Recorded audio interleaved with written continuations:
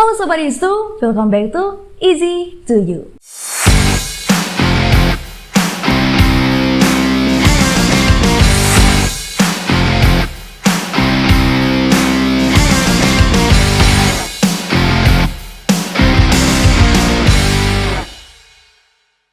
Apakah kamu pernah merasa ketakutan yang berlebihan?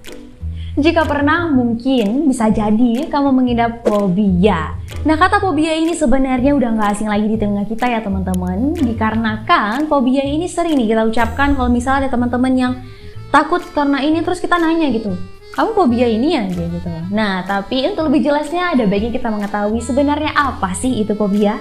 Fobia merupakan suatu bentuk perasaan takut yang berlebihan akan sesuatu sehingga membuat seseorang itu akan cenderung menjauhi objek-objek yang membuatnya merasa takut. Oke, jadi teman-teman di sini Kia akan bawain dari beberapa jenis fobia yang sangat unik teman-teman. Bahkan aku juga baru dengar. Yang pertama itu ada atichifobia, yaitu fobia yang takut gagal. Nah, ketakutan ini tuh sebenarnya seseorang yang memiliki ketakutan yang sangat kuat untuk gagal.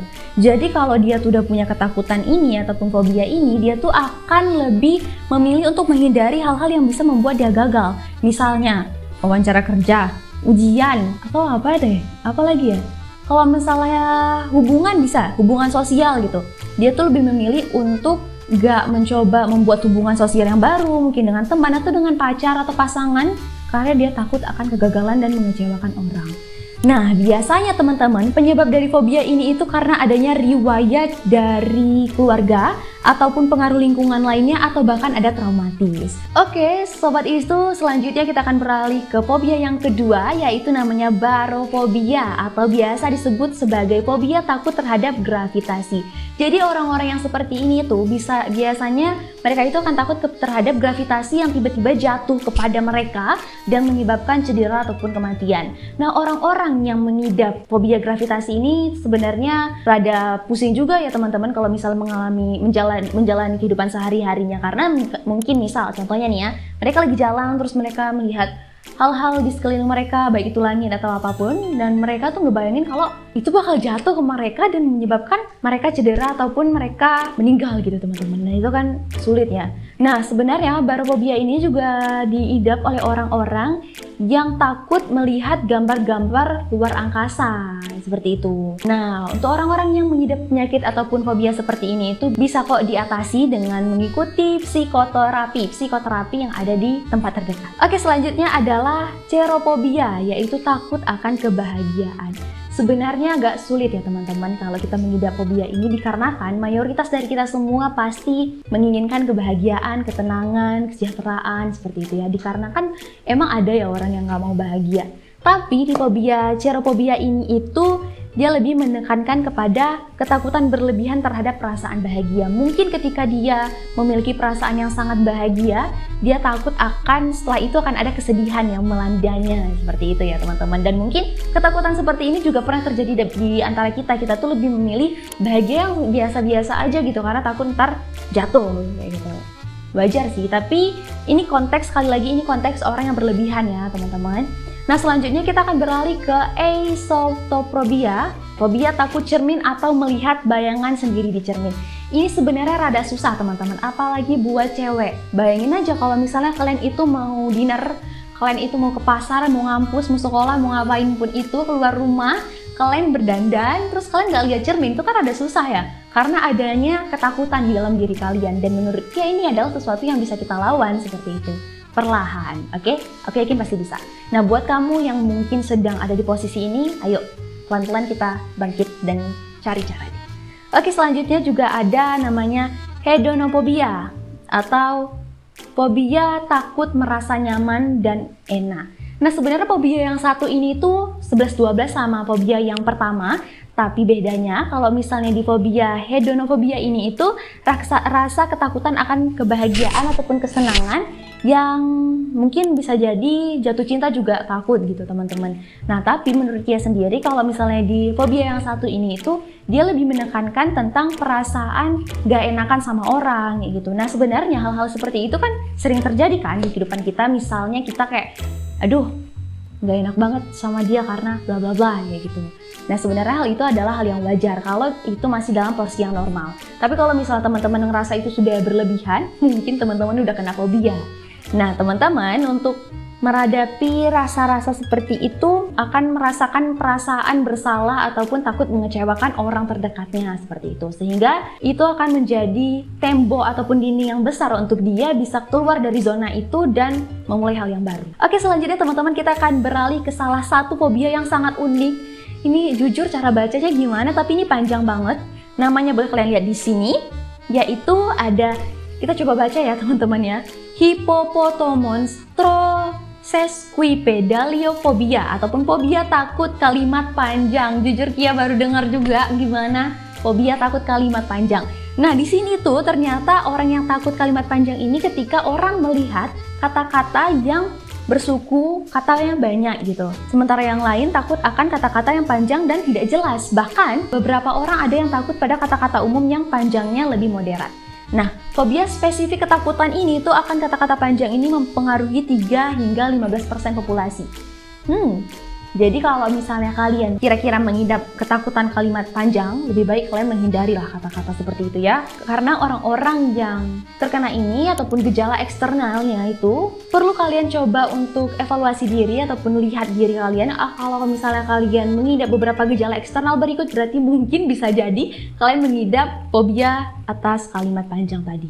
Yaitu seperti gemetar, membeku di tempat, nge-freeze tiba-tiba gitu ya, ataupun berkeringat. Nah itu adalah gejala ketakutan akan kalimat panjang yang namanya agak ribet kalau itu diulang ya. Oke, selanjutnya yaitu ada yang namanya malaxophobia ataupun fobia takut terhadap cinta. Dia juga rada bingung sebenarnya sama orang yang takut terhadap cinta. Tapi di sini bukan terhadap orang yang mungkin putus karena trauma akan cinta, karena pasangannya selingkuh atau segala macam ya teman-teman. Tapi fobia ini tentang ketakutan irasional, gigih ataupun tidak normal terhadap permainan cinta. Nah, perubahan ini juga dikenal dengan sarmasophobia, yaitu menyiratkan adanya ketakutan fobia terhadap semua perilaku yang ada hubungannya dengan rayuan atau gombalan dalam konteks cinta.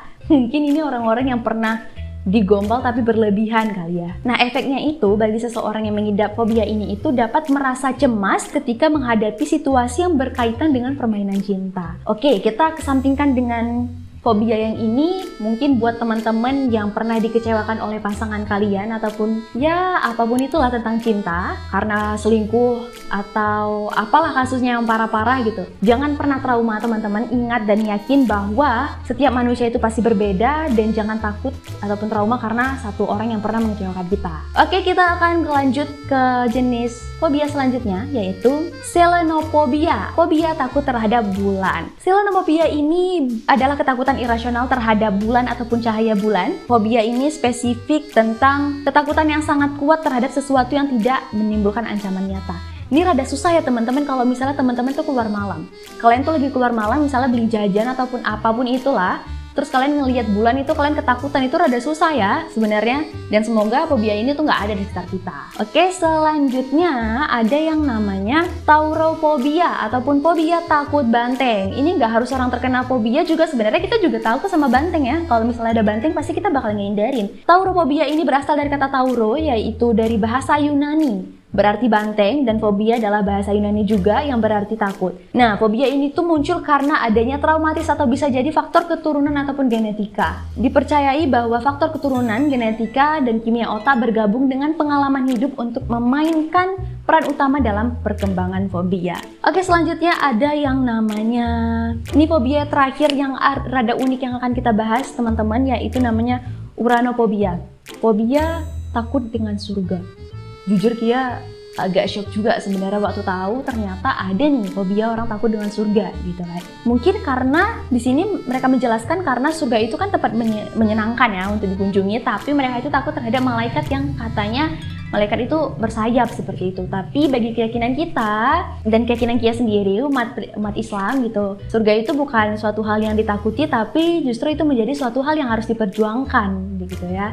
Tapi it's okay kalau misalnya teman-teman yang sedang mengidap fobia ini, ayo buru-buru sadar teman-teman, cepet-cepet sadar, karena ini sebenarnya dapat menjerumuskan kita ke hal-hal yang negatif gitu. Gejala uranofobia atau fobia takut dengan surga ini itu seperti serangan panik, seperti jantung berdebar, gelisah, tremor, atau bahkan gejala kecemasan lainnya. Pengobatan uranofobia ini dapat dilakukan dengan cara konseling. Nah, itulah gunanya salah satu mungkin psikolog. Jadi teman-teman yang merasa takut akan hal-hal aneh itu boleh deh berkunjung ke psikolog aja gitu.